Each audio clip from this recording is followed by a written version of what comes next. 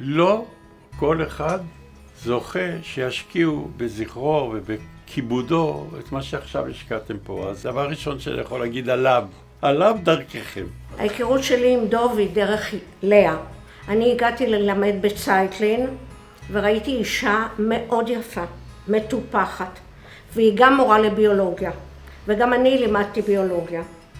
ונוצר קשר, לאה הזמינה אותנו הביתה אליה. אתם גרתם ברחוב צפת, דירה יפהפייה שצריך היה לעלות הרבה קומות. בבית הזה, בקומה אחרונה, קומת גג. זה היה נראה ככה? ככה זה היה נראה, לא, אולי שיפצו קצת. בצפת, זה רחוב צפת, פינת בוגרצ'וב, כמובן קרוב כאן לכיכר דיזינגוף. פה למעלה, המרפסת ענקית, אתם רואים, לכל האורך. שם היינו יושבים, משתספים. טוב, נכנסים? יש פה 64 מדרגות, אין מעלית, רבותיי. מה, החליפו אותנו? זה החליפו, אבל זה... אקטולוגיה, עשינו בסוכה. אתם רואים, בפינה הזאת? וכאן היה לנו כניסה למקום הזה, כניסה, היינו תולים פה. היה פה שולחן פינג פונג. שולחן פינג פונג, גם כן היה פה, שיחקנו גם פינג פונג. ואחד הדברים הגרועים, בקיץ, כל זה, הנעליים שלנו נדבקות כאן לזפת. עד שסידרו כל פעם את הזפת. ואסבסט, מתחת לאסבסט היו דברים, היית מחזיר עכשיו דברים. מתחת ל... וזה החלון של החדר שנה שלי. זה רלי וסבתא פנינה. עכשיו רלי, סבתא פנינה הייתה ישנה פה. עם רלי. פתחנו את הדלת, הייתה דירה יפה, אישה יפה, ואיש ארוך ומחייך. אני מציינת שדוב היה איש גבוה, משום שכשאני מסתכלת במטר 50 ואני רואה איש גבוה, אני על המקום מתאהבת, והתאהבתי בו. תשמעי, מאוד שמחתי עלייך. ידעתי שאם את מביאה את הבחור הזה, אז כנראה הוא מאוד מצא חן בינינו דוב. וישר התחברנו, זאת אומרת, כברביעייה, היה לנו טוב יחד. אז בשבילי זה היה מצוין. דוב היה קרוב, ידיד, חבר. הכרתי אותו ביום החתונה שלו, ומאז אנחנו ידידים, חברים, חברותות. בחתונה גם אני קצת רקדתי ושרתי, ואז הכרתי אותו. ואחר כך היינו נפגשים, היה בא אלינו, אנחנו היינו במלאים, אנחנו משפחה. אני מכירה את לאה מכיתה א'. אנחנו חברות מכיתה א' מפתח תקווה. גם את דוב אני מכירה מהימים הראשונים שהתחלת לצאת איתו, כי יצאנו בעצם יחד. יצאנו עם דוד צוקרמן וציפורה, ואת ודוב. כל החיים בעצם היינו ביחד. אני הכרתי את דוב כשלמדתי בבית ספר למורים לספורט שנקרא וינגייט, ודוב היה שנה מעליי. הכרנו ודיברנו יותר באופן אישי באחד האירועים כשנסענו לטעת את העצים בווינגייט. זאת הייתה בעצם ההיכרות הראשונה שלנו, ואז להפתעתי הרבה, ביום בהיר אחד, הגיע הזוג להכיר אותנו, חברה שאני חושבת שדי הרבה זמן כבר נפגשנו, וזוג חדש מגיע, ולהפתעתי מגיע דוב. השיחה הראשונה הייתה כמובן, רגע, מה עשית, מה אתה עושה, מה קורה עם הספורט, אני מציל, זה מה את עושה ומה את עוסקת, ובעצם זאת הייתה השיחה הראשונה שלנו, בהיכרות שלנו. במשך הזמן נפגשנו כרגיל, כמו שהקבוצה שלנו הייתה נפגשת בטיולים בשבתות. אני זוכרת את הביקור שלנו אצלכם בתל אביב, איפה שגרתם למעלה. קומה עליונה, נכון? רגע, לא ככה, זה לא פשוט כל כך. רגע. עד שלא... בהתחלה הייתי נסחב במדרגות האלה עם עגלות ותינוקות וסלים מהשוק הכרמל. אבל באיזשהו שלב פתאום בא לי רעיון, למה שלא נעשה גלגלת כאן?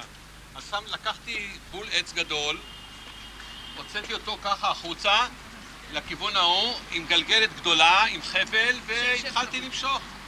זה הלך פעמיים, יום אחד פתאום נעלמו לי הסלים, לא ידעתי איפה נעלמו הסלים. התברר שהשכנה מלמטה הושיטה יד, הכניסה את הסלים בפנים ואמרה, סטופ, אני לא מוכנה שהסלים יעברו דרך החלון. היו לה הרבה כישופים. היא הייתה נשמה טובה. זהו, ואז נגמרה פרשת הגלגלת, יש לי את הגלגלת הזאת עד היום, מישהו מעוניין יכול לתת לו. ואני זוכרת את דוב שהייתי צריכה להסתכל אליו למעלה כי הוא היה כל כך גבוה. ואחר כך עברתם לפתח תקווה, אז ראינו אתכם יותר.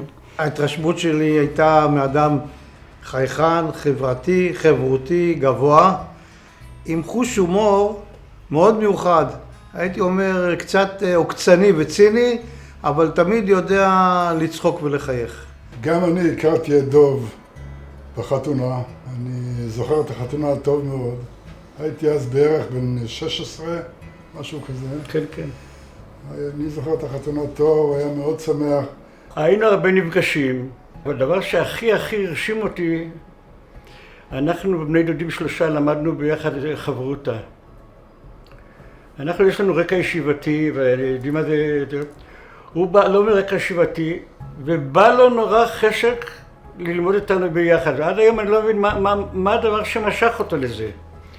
הוא היה הכי מקפיד בשיעור, אם פעם היה נדמה שאחד לא יבוא ולא יהיה, הוא עשה הכל שהשיעור לא יתבצע. ואתה יודע, עשיתי כמה ימים קודם, יהיה שיעור, ובשיעור היה יושב על יד השולחן יחד איתנו, היינו לומדים אצלהם, היה כיבוד, אכלו וזה. והיה יושב 2 שעתיים ומאזין בכל הלב שלו את השיעור, וראית שזה עולה לו בבריאות, השיעור הזה. עד הרגע האחרון הוא למד איתנו. גם כשהוא היה חולה, הוא השתתף בשיעורים, והוא נורא אהב את זה. רבים בעצם רצו להיות ידידיו. הייתה הרגשה מאוד נעימה על ידו. אנחנו למדנו שנים רבות יחד, ואני רוצה להדגיש כמה נקודות מאוד חשובות. הוא היה ממש צמא ללימודים.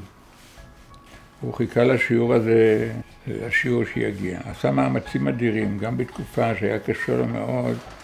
כשדיברו על השיעור הוא ממש התעורר לחיים ורצה להצטרף. אני רוצה לציין, באמת, להרים את הספל הנפלא הזה. וכתוב כאן 32 שנה לחברות המשפחתית. הספל הנפלא הזה חובק בתוכו 50 שנות לימוד. דוב, שמואל, טוביה, דוד, מנחם גם למד איתנו בשעתו. 4 בני דודים, כל כך קשורים אחד לשני, ודוב מהווה חוליה חזקה בשרשרת של 50 שנות לימוד. רוב הלימוד היה אצלנו בבית, אצל סבתא דבורה, וכשהוא היה חולה אצלכם בבית, ואי אפשר לתאר את ההתמדה שהייתה לו. זה היה פשוט נפלא לראות איך שהוא בא, ואפילו שהוא לא היה דומיננטי בשיעור, הוא היה משתתף פיזית ורגשית, ואהב אותנו ואנחנו אהבנו אותו. יותר מזה אני רוצה להגיד על השיעור הזה, הוא כבר לא יכל ללכת, עוד לפני שהיה חולה בסוף. היה תקופה שכבר לא יכל ללכת. אז אמרתי לו, טוב, אז אולי נעבור ללמוד מקום אחר, פה זה 3 קומות בלי מעלית, הוא לא יכול לעלות מדרגות. הוא אמר, לא יודע אם זה בסדר, אני יכול לבוא. הוא היה מטפס במדרגות, אמרתי, טוב, איך הוא עלה 3 קומות וכזה מה? דוב שרוצה מה שזה בסדר. אמרתי לו, על כל פסיעה דוב שאתה עושה, על כל פסיעה ופסיעה שיהיה לך שכר. אז הוא אמר, אמן, אמן, אמן. ישבתי מולו בראש שנה ביום כיפור, לא פעם. בתפילות. ומעבר לרצון שלו להראות שכאילו לא אכפת לו, שזה לא שם על זה, הוא היה, איך אומרים,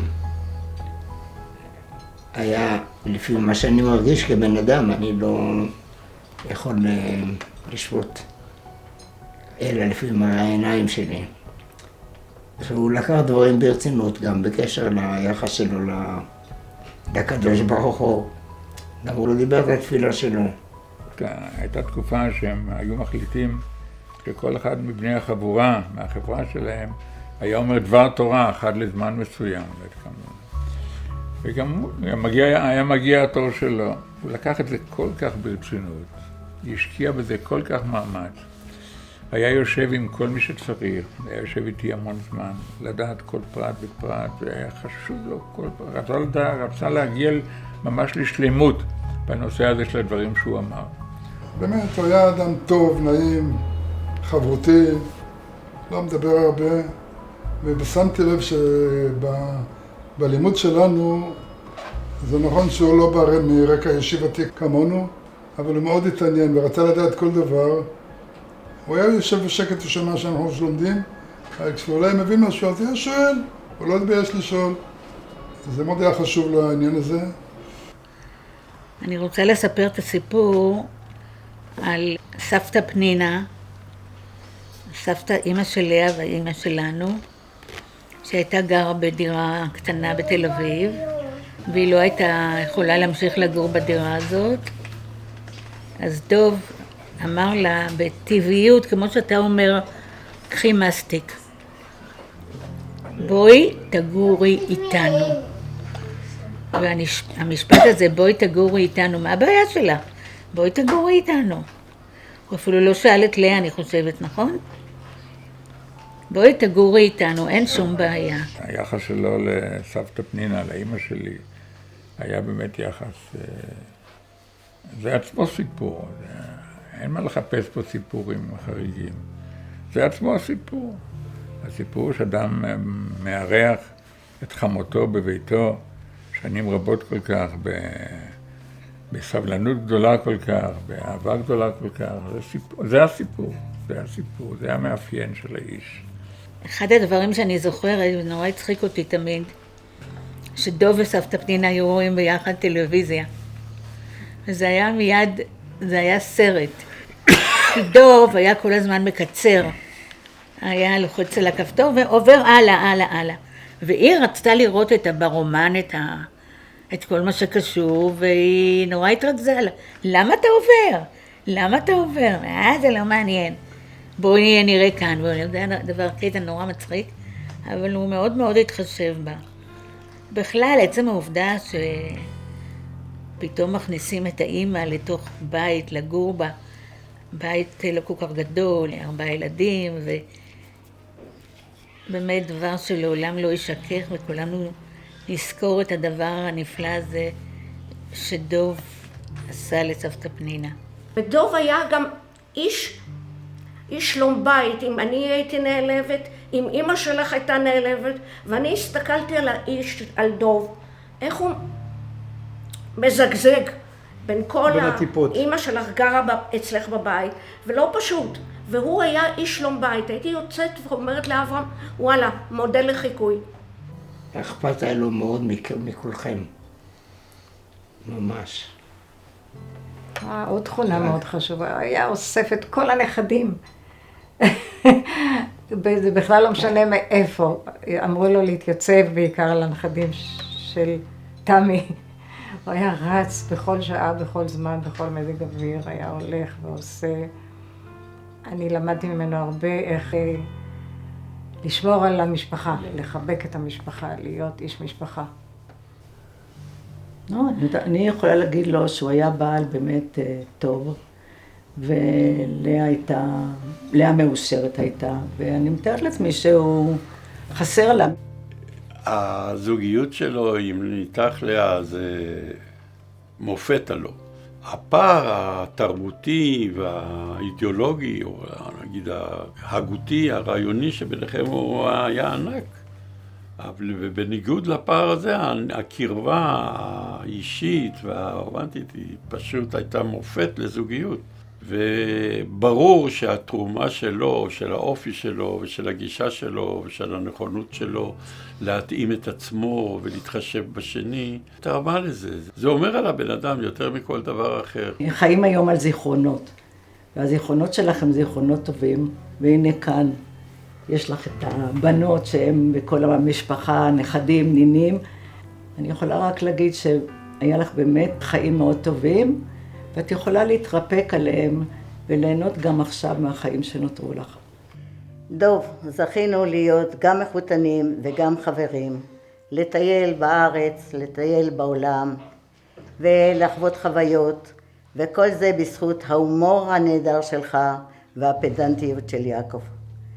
חבל לנו נורא שאתה לא נמצא בכל השמחות שלנו עכשיו, של הנינים, של הנכדים ושל הילדים שלנו. אנחנו זוכרים אותך ואוהבים אותך. מה שאני יכול להגיד לאשתו, ללאה, תתנחם בדברים הטובים שהיה לה איתו, משפחה יפה שהקימה. שמחנו במשפחה שהקמתם, בכל הדורות הבאים שיש אצלכם, של לראות עושר כזה ממשפחה כזאת גדולה, איך אומרים, הלוואי עלינו. ההיכרות שלנו עוד הייתה עם הקסקט שהוא עוד הלך. ואחד הדברים שמאוד ריגשו אותי, זה שהקסקט הפך לכיפה סרוגה, והכיפה הסרוגה הפכה ליום ראשון ידענו שאנחנו לא יכולים לבוא אליכם, כי היה לו שיעור. והמעבר הזה בעיניי יפהפה. והמשפחה שהקמתם, ובזה אני מסכימה, היא גם כן איזשהו מודל של חיים שלמים. באמת הוא השתדל מאוד, מה שלאה רצתה, מה שרצית, תמיד הוא השתדל לעזור ולעשות ולבצע. אני חושבת שהוא היה דומיננטי שקט. אני חוזרת על זה כל הזמן. כי לאה הייתה את היית יותר מוחצנת בדיבורים מה שדוב, אבל לי הייתה הרגשה שהוא מתחת לפני השטח. קיים ועוד איך. מאוד מאוד משפחתי. מאוד מאוד משפחתי. כל אדם במשפחה עניין אותו פרטי פרטים, מה מצבו ואיך הוא. שלא לדבר על הילדים שלו בעצמם, על אשתו והילדים שלו בעצמם, שהוא היה, בעצם כל היום היה עסוק במחשבה עליהם. אחד הדברים שלי חשובים זה המשפחה הגרעינית שלי.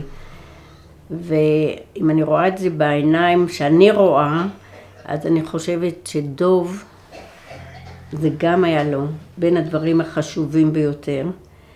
אם הוא מסתכל מלמעלה, אז הוא שמח מה שהוא רואה. וחבל שהוא לא נמצא בכדי להמשיך ליהנות מהמשפחה. האחרון, הכי קטן. הופ. בינתיים. בינתיים, כן, בשלב זה. הם מצלמים אותך. מה? אוי, רגע.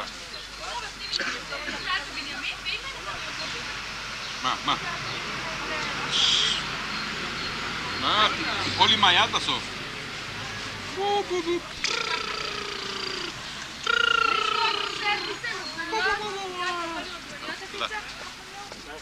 אני זוכר גם איך שהוא היה, איך אתה מדבר אליהם, אל הנכדים שלו, ככה בצורה כזאת, בלי משחק של סבא, באופן טבעי כזה מהם, ישר. אבא כל כך משפחתי וכל כך אהב את המשפחה ואת האירועים המשפחתיים, נכדים, את הנינים. אני זוכרת שנולדה לו הבת הרביעית, אז הוא בא אלינו, זה היה בשבת, הוא בא אלינו בשבת הביתה. תגידו, איך אומרים? 3 בנות ובת, או 2 בנות ו2 בנות, או 3 בנות, וככה הוא התחיל להתחכם עם כל הנושא, איך הוא יגיד שיש לו 4 בנות. אני חושבת שהוא מאוד מאוד רצה בן, אבל הוא נהנה ממה שיש לו ושמח איתם. דוב היה כמעט היחידי, כשהיו יוצאים, הוא היה ניגש אליי ואומר, את הכנת מאוד יפה, מאוד טעים, וזה עשה לי כל כך טוב שמישהו מעריך מה את עושה. היו אומרים תודה שלום הולכים, והוא היה ניגש ואומר לי, את הכנת מאוד יפה ומאוד טעים. אני בתור מארחת, כשהייתי מביאה סלט פירות, כמו שאני רוצה לכבד אתכם גם היום, אז הוא היה אומר, מה היום, ט"ו בשבט? ידע מאוד מאוד להעריך את הכנסת אורחים שהיינו באים למשפחת פיונטה. מאוד ידע להעריך את זה. ובכל פעם היה אומר מילה טובה על רבקה, על הכיבוד ועל הדברים. התרשמתי מאוד, א', הוא היה בחור גבוה, יפה, אבל היה תכונות אופי שנורא מצא חן בעיניי. הוא לא היה שוויצר, והוא לא היה גאוותן, והוא שנא שוויצרים. ומה שהוא אמר, זה מה שהוא חשב, הוא לא התנפח עם מילים וזה, מה שהוא חשב זה מה שהוא דיבר. פיו וליבו שווים. דוב, אני בטח לא צריך לחדש לך, כי את יודעת שהיה בחור תמיד, כשהוא היה נכנס לחדר, חדר היה מואר, הוא היה תמיד עליז, תמיד הוא היה נחמד, אף פעם לא ראיתי אותו עצבני. אדם שתמיד קיבל את הבן אדם השני, תמיד הוא היה מואר, תמיד נחמד. הוא היה בעל טוב, אני מתארת לעצמי, אבא טוב. תמיד הוא היה צוחק, תמיד הוא נפש טובה כזו, לא יודע, תמיד. תמיד נחמד, תמיד צוחק, תמיד היה נעים בחבר טוב, את מבינה? תמיד.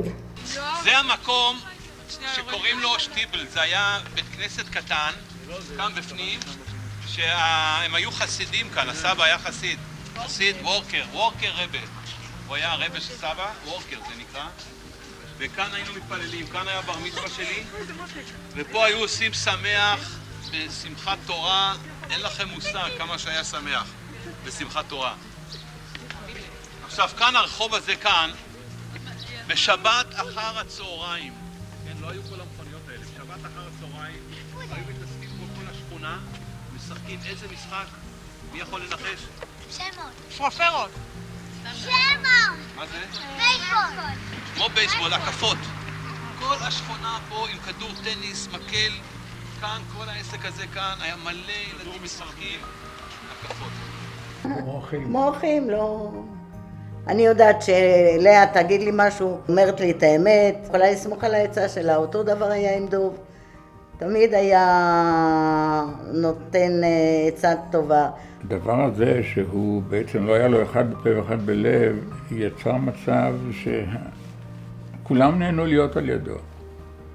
משום שהוא אמר בגלוי את הדברים, ואף פעם לא שמר טינה בלב שלו. החברות שלו הייתה מאוד יקרה לי, ומאוד מאוד אהבתי אותו. כי גם תמיד קיבלתי ממנו משהו, תמיד למדתי משהו. לא תמיד משהו הגותי, זה יכול להיות משהו בדרכי התנהגות, בדרכי התייחסות.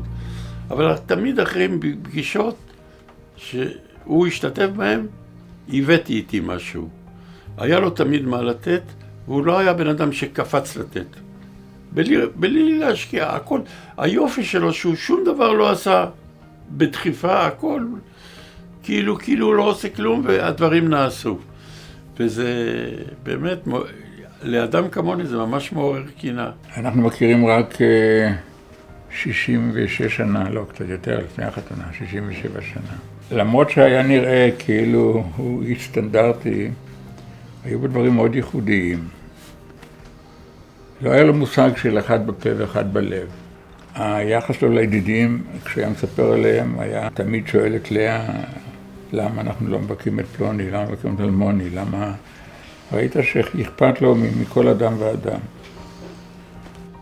הוא היה איש נדיר, והוא בלט דרך אגב בחבורה בזה שהוא לא היה בולט.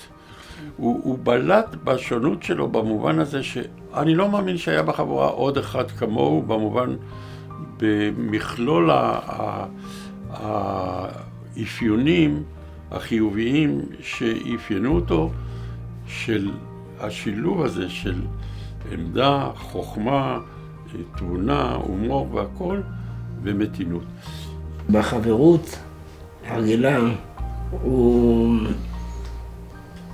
כביכול שוב, כלפי חוץ הוא לא סנטימנטלי, ככה שם פס על רגשות, על דברים כאלה. אבל בסך הכל היה אכפתניק לא קטן, הוא היה רגיש. היה לפעמים לי לפחות, היה נראה שהוא נפגע מדברים או מתגובה, כשכלפי חוץ הייתה לו הפגנה של חוסר אכפתיות. והוא חסר. כן, דוב הוא חבר אמיתי. נפש רגישה ביותר, למרות שכלפי חוץ, כמו שדוד אומר, הוא הפגין חספוס ולא אכפתיות. אני הכרתי את דוב רק לפני 22 שנה. אבל הוא ולאה, שניכם יחד, ממש חיבקתם אותי והכנסתם אותי לתוך החבורה שלכם. והפכנו להיות חברים, ממש חברים טובים מאוד. טיילנו יחד, בילינו יחד שבתות, היינו מבקרים אחד אצל השני הרבה. ובאמת דוב היה נשמה טובה, עם חספוס כזה כאילו, אבל ברגע שמגיעים אליו, מגרדים קצת את החספוס, לא היה איש כמוהו, איש גבוה, חכם, מאוד חכם, מכסה על החוכמה שלו בציניות, אבל מאוד חכם. חזק וממש נעים הליכות. אני מאוד אהבתי את דוב. תמיד אמרתי לו שאני אוהבת אותך מאוד. צורת הדיבור שלו הייתה מאוד מיוחדת. איזשהו כעס או הפוך או משהו רגוע, היה משהו בקול שלו. בסופו של דבר הייתה הנאה מאוד גדולה. אני זוכרת שבאנו לבקר אותו, שישב לו על הכיסא נוח, על הכורסה שלו, סליחה, ודיברנו, הייתה איזו נינוחות באישיות, בדיבור, אבל כולנו היינו פעם בהיי כנראה, ובסופו של דבר, כנראה בגילנו המופלג, אנחנו גם נרגעים. החוש הומור. והאהבה שלו ללאה. שני דברים מאוד מאוד מאוד מאוד בולטים. היינו חברים טובים, בלי, איך אומרים, לחבק אחד את השני, אבל היינו חברים טובים. הייתי אומר, כמעט אהבה מושלמת. הוא עם הידידים הוותיקים שלו.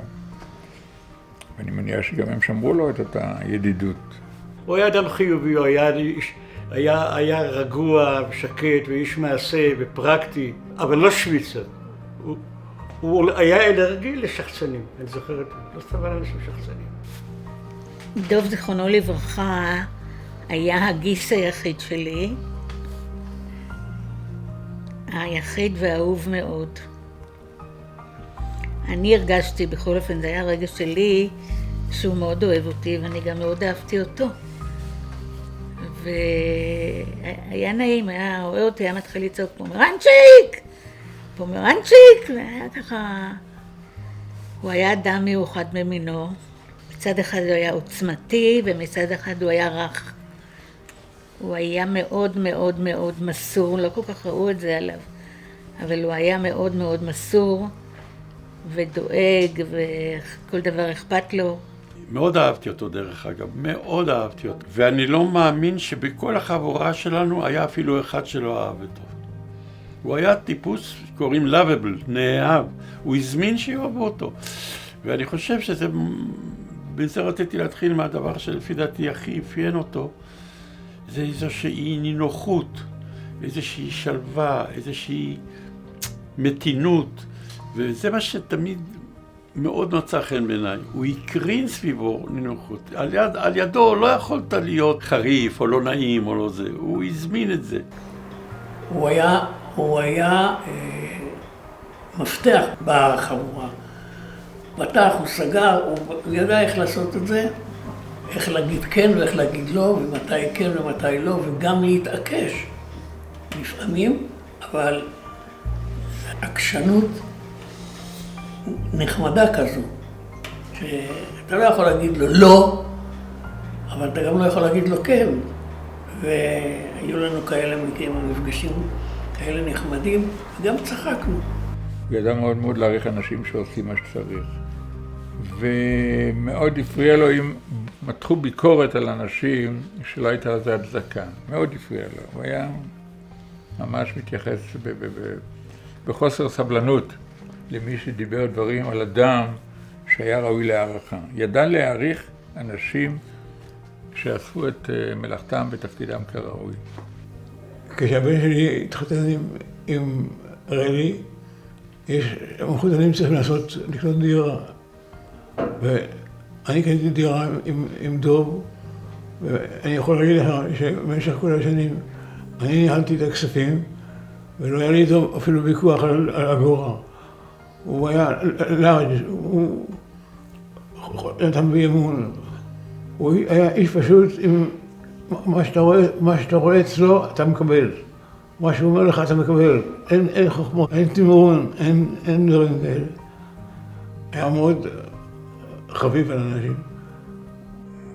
תמיד היו אומרים לנו, בטיול תמיד רבים על כסף על זה, ואצלנו לא היה דבר כזה, מה שיעקב הוציא היה מקובל, היה דבר נתון, ולא היה בכלל נושא כזה של איזשהו התנגשות. מעולם. נסענו חברים וחזרנו חברים, וזה דבר חשוב מאוד, וזה לא דבר כל כך ברור בין טיולים, בין לכל כך הרבה שבועות, היינו נוסעים שבועיים, 3, זה לא סתם. ותמיד להסתדר ולמצוא מקום ולמצוא דירה ולישון ביחד. כשדוב היה חולה והוא שכב בבית חולים, שאני באתי יום אחד ב2 בלילה להחליף אותה במשמרת. שבעיניי זה דבר טבעי. תבין, היינו חברים כמו משפחה. אני חושב שהשיא של החברות שלנו, של ההיכרות שלנו, היא שעשינו לפני 15 שנה בערך, ב-2010 נדמה לי, טיול משותף לארצות הברית למשך כחודש. ובדרך כלל, מי שנוסע עם זוג חברים לטיול כזה ארוך, שמחייב חלוקה של אוכל, התחלקות באוכל, ברכב, בנסיעות, בבתי מלון, או שחוזרים חברים טובים או שחוזרים לא חברים. ואנחנו, אחרי תקופה כזאת ארוכה, חזרנו חברים עוד יותר טובים ממה שהיינו, והרבה מאוד מפגשים ואירועים משותפים בילינו ביחד. היינו בכל מיני טיולים שרק ארבעתנו נסענו. רפי מאוד העריך את דוב, מאוד היה מיודד איתו. אז היה לנו כיף לנסוע באמת יחד. וגם בארץ, כל כך הרבה פעמים נסענו בחופשות, תמיד באמת, כמו שדבורה אמרה, תמיד היה לו מה להגיד ככה איזה מילה חכמה. חוש הומור של דוב. הילדים כאן בישיבה, דוב לימד בישיבת רעננה, והבן השלישי שלנו התחיל פה לפני ירון, לפני שהוא עבר לנתיב מאיר. והוא סיפר לי על מורה להתעמלות, שהוא משגע אותם גם בתרגילים וגם בחיוך הממזרי שלו. ויש לו בדיחות שאין לאף אחד בישיבה. אנחנו נסענו לרוקיס בקנדה, ויעקב נוהג. בזמן הנהיגה הוא פתאום צועק, דוב! אז דוב עונה לו מאחורנית, אני כאן. ואז יוצא דוב ענק לצד של הכביש, ופוסע אל המכונית, ודוב אל דוב מביטים. זה שהרסתם לנו את חצי הדירה מלא. לא, למה אני אומר את זה? זה אמרתי בכוונה. זה סוג דבר שדוב היה יכול להגיד. נכון. רציתי להדגים, רצית להדגים. זה ההומור. זה ההומור שלו, שהוא היה יכול לעשות. תמיד, זה כאילו, אני אמרתי עליהם דבר נורא והם צחקו. בצחוק בטח היה. ההומור שלו היה הומור ציני, שקט, כאילו, כמו שאמרתי קודם. קיים ודואג הוא לא היה קולני, וזה מה שהדגיש יותר את המשמעות של הדברים שהוא אמר. כשהגעתם לנו לצפת, היינו אז בדירה החדשה, בבית החדש. ברימונים, וזה היה פסטורלי עד גבול השיגעון. ובאיזשהו שלב בשבת דוב יצא החוצה למרפסת, גרנו על אספת ואדי, הוא יוצא החוצה וצועק וצעק, אני לא יכול עם השקט הזה, מה זה השקט הזה?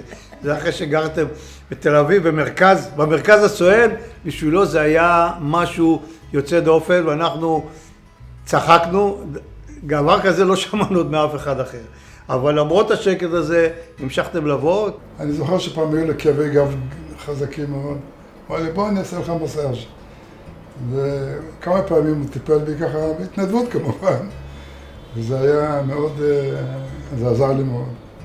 בכל אופן, הטיולים שלנו, השבתות שלנו, שבת בבוקר, התפילות שלנו, מתגעגעים, ומתגעגעים מאוד לדוב, כמובן, אחד החסרים. דוב היה לו חוש הומור ציני. שהוא היה אומר משהו, אני אף פעם לא ידעתי מה הוא מתכוון. זה אמיתי. אם הוא מתכוון לבדיחה או שהוא צוחק עליי. לא יכולתי לקלוט ולהבין מה הכוונה שלו. אבל מאוד חיבבתי אותו. ההומור שלו היה תמיד רך ונעים והכל, אבל חריף, וזה כל כך הוסיף גם לעומק של התובנות שלו וגם למערכת יחסים. אין לך דבר שמגשר הומור מהסוג הזה, הומור כזה נעים וחביב. והיה בו גם הומור מאוד ביקורתי, סרקסטי. אני פתאום רואה שזה באמת תופעה יוצאת דופן, שבן אדם יכול להיות בעת ובעונה אחת מאוד מדויק, מאוד חריף, מאוד חד והכל, ועם זה מתון ונעים וזה, זה כאילו דבר והיפוכו. הוא הצליח לעשות מזיגה מאוד יוצאת דופן של נינוחות, של מתינות, של קבלה, של פתיחות, עם מחשבה בהירה, עם עמדה ברורה, עם אכפתיות. מה שלאה אמרה לגבי הבנת הסיפורים והבדיחות והאירועים, שמפעם לפעם דוב היה משמיע את דעותיו, חלק בבדיחות הדעת, חלק בשיחה רגילה כמשיח לפי תומו, וגם אני התקשיתי בשלבים הראשונים להתייחס ולהבין זה אמיתי או לא אמיתי, מה הוא בעצם זה היה מיוחד, זה היה משהו מאוד מיוחד. היה לו חוש הומור מיוחד במינו. כאילו היה נראה שהוא מדבר רגיל, סתם, ובסופו של דבר זה היה נורא נורא מצחיק וכולם היו מתפוצצים מצחוק. הסתבר שיש לנו בחבורה דעות שונות ומשונות, אבל חיינו עם זה בשלום ולא תמיד נכנסנו לוויכוחים. ודוב היה משמיע את הערותיו מתי שהוא החליט שהוא יכול להגיד משהו או של להסכים או של להתנגד או לא להסכים ולא להתנגד, כי לא הבנו אף פעם מה הוא חושב. לא תמיד, הרבה פעמים הבנו בוודאי. אז ההיכרות הזאת הייתה רבת שנים וחבל על דאבדין, אין כל ספק. אני לא אגיד סתם איש חברה, אלא איש שהוא מופת ביחסים בין אישיים. הוא רב עם מישהו פעם? לא, נכון? לא, אם היו מספרים לי שדוב רב עם מישהו, הייתי אומר, מה פתאום? לא יכול להיות. היה לו את דעתו, הוא לא מפני שהוא היה חסר עמדה. הוא ידע בדיוק מה הוא חושב. אני מאוד אהבתי לשוחח איתו. הוא הסתכל על המציאות בעיניים מאוד מפוקחות, והייתה לו עמדה, והייתה לו דעה. דוב, הוא היה גבוה, עם דעה, אני כך תפסתי אותו, שתמיד יש לו את הדעה שלו, הוא לא משמיע אותה בקול, אלא אומר אותה ככה בשקט, אבל מגניב את מה שהוא חושב, הוא מביא לידיעת האחרים גם. כך אני ראיתי אותו תמיד. היה לו מה להגיד, ואני חושבת שהיה לו מה להגיד על כל נושא. היו לו הרבה דברים חכמים, לטעמי, שהוא אמר, וכמו שאמרתי, דאג שכולם ישמעו גם כן מה שהוא אמר, למרות שאמר את זה בשקט. מה שאני זוכרת ממנו גם, בחופשות שהיינו נוסעים יחד, באחת החופשות היינו באכזיב, והילדים רצו להיכנס למים, ולא היה שם מציל. ודוב אמר, אני אהיה המציל, ואז כל הילדים מאוד שמחו שהם יכלו להיכנס למים, והוא באמת השגיח עליהם. דוב היה מורה להתעמלות, וגם מורה לשחייה. הוא היה מורה לשחייה של כל הילדים שלנו. התחילו בתור קטנים, גדלו איתו והכל. ומטבע הדברים, כשהוא היה מלמד, אז הוא גם היה צועק עליהם באהבה רבה, אבל הוא היה משמיע קולות של כעס, ושמתי לב, הם לא פחדו ממנו. הם הרגישו שהצעקות שלו הן צעקות של דוד לאחיינים, וככל שהיה צועק יותר, הם היו יותר נחמדים אליו. ובאמת כל הילדים יודעים לשחות, בזכותו. החלטנו לנסוע לכנרת. אני אף פעם לא שחיתי בכנרת, אבל עכשיו שהגעתם, אז ירדנו לכנרת והיה לי מציל פרטי. והצלחתי לשחות לאורך הגדה, כי הוא היה לצידי. ורק אמרתי לו, תשמע, אני רוצה לחזור הביתה לשלום, שיהיה לכם עוד פעם מקום להביא, אז תשמור עליי. והוא הסתכל ואמר, אני אחשוב על זה. דבר אחד שהוא לא היה בסדר, שהוא לא לימד אותי לשחות. עד היום אני לא יודע אם הוא ידע לשחות. הוא היה מציל, אבל אני לא יודע אם הוא ידע לשחות. בראש הגבעה הזאת הייתה בריכת השקיה. אני חושבת שאני יודע את זה עד איזה? בהתחלה קראו להסדר עד חביב אומר שהיות שאנחנו בפורים עכשיו, בסביבות פורים, אז הוא חושב שהדסה הזאת הייתה אסתר המלכה. יכול להיות ששם נמצאת, זאת אומרת נולדה שם, או שהקבר שלה שם, אני לא יודע. צריך לברר באמת. בכל אופן, שם הייתה בריכת שחייה למעלה, וזה אחד המקומות הראשונים שהתחלתי לעבוד. הרי גמרתי את המדרשה, מדרשת וינגייט, גם עבדתי כמציל ומורה לשחייה. ושם לימדתי את השחייה, הפעם הראשונה שלימדתי שחייה זה היה במקום הזה. זאת הייתה בריכה בגודל של אולי חדר, הסלון שלי אולי, 4 מטר על 4 מטר, משהו כזה קטן, והמים שם היו ממש שחורים, בגלל שזה לא היה שם, אני לא יודע איך לא חלו כולם במקום הזה. בכל אופן, גם שם היה לי עבדתי שם מטעם אליצור, היה לי שם את המקרה הקשה ביותר שאני זוכר בעניין הזה של זה, שבגמר השחייה, לימוד השחייה, פתאום ראיתי שחסר לי ילד. התחלתי לספור, תמיד אחרי השיעור אתה סופר את הילדים, אני סופר את הילדים, חסר לי ילד. אז אני לא רוצה להאריך, צללתי לתוך המים שם, 3 מטר או 2 מטר, וככה בחושך, היו מים שחורים ממש, תפסתי יד של ילד, והוצאתי אותו החוצה, וממש עשיתי לו נשמה, והוא הקיא, טוב, לא חשוב, העיקר, הילד ניצל, הילד ניצל. הוא היה בן יחיד. ומה שכן, בלה אומרת שהוא היה בן יחיד. מה זה כאן? שמאלה. שמאלה. אז הילד ניצל כמובן, לקחו אותו לבית חולים, הכל היה בסדר, התברר שהוא בן יחיד, כמו שבילה אומרת, וגם שהיה לו יום הולדת באותה שבת. אז זה היה ממש נס גדול, שעד היום זה רודף אחרי העניין הזה, שהיה חסר אולי, אני יודע, 10 שניות או כמה, ואז לא היה לנו את הילד. אם הייתי יכולה להגיד לו דבר אחרון, הייתי אומרת לו שאי אפשר לשכוח אותו, שתמיד הוא מואר. ותמיד הוא היה נחמד, ותמיד הוא השרה אווירה טובה כשהוא נכנס. תמיד, חיוך, תמיד זה צחוק, אף פעם לא היה רציני. חוץ מזה, אני בתור ילדה תמיד הסתכלתי עליו. גבוה, יפה, אז זה, כן, כמו שהוא. נהנינו ממה שיש. אבל בהחלט הוא חסר לנו. כן, חסר מאוד. כן, אין כל ספק. הוא באמת היה איש נדיר, והוא חסר, הוא ממש חסר. כן. היו ימים חבר. אהבנו אותך מאוד. אתה חסר לנו. הוספת תמיד אווירה מיוחדת. כיוון שחיינו אותו בשגרה כל כך נעימה, לא היה איזשהו דבר שהיה צריך להגיד לו, היה צריך להגיד לו בעצם, דוב, באותה שגרה, באותה אהבה, באותה ידידות, באותן תכונות, תמשיך ככה. דוב, אנחנו אוהבים אותך, אנחנו רוצים שתמשיך לבוא, הרס את פניך והמראה המרשים שלך הגבוה והיפה, תמיד מכניס אווירה נעימה הביתה. תמשיך לבוא, ללמוד איתנו, להיות איתנו, עד 120. אנשים נפטרים, אתה מצטער, ואתה אחר כך זה כבר יצא לך מהראש. אני מוכרח להגיד עם כל הלב, שכל הזמן אני חושב עליו, כאילו הוא קיים, כאילו הוא לא מת, הוא חי פה. כל הזמן. מתגעגעים אליו, מאוד. היה איש טוב, מאוד חיבבתי אותו, והוא בהחלט חסר לנו. חסר להשלים את החבורה. הוא היה אדם טוב, לב טוב, שאוהב לעזור, ואנחנו מתגעגעים אליו. הוא חסר לשיר, חסר. חסר לנו מאוד. עוד חוליה בשרשרת. יהי רצון שיהיו רק שמחות בעזרת השם.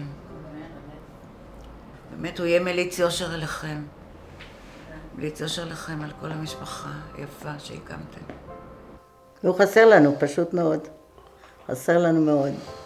הצחוק, האמור, יעקב כל כך אהב אותו, שכשהוא נפטר, נפל וכל הלילה הזה היה לילה נורא, ואחרי זה לקחו אותו לבית חולים, שזה כל כך השפיע עליו, פטירה של דוב. שמור לי מקום לידך. חבל על דאבדין ולא משתכחים.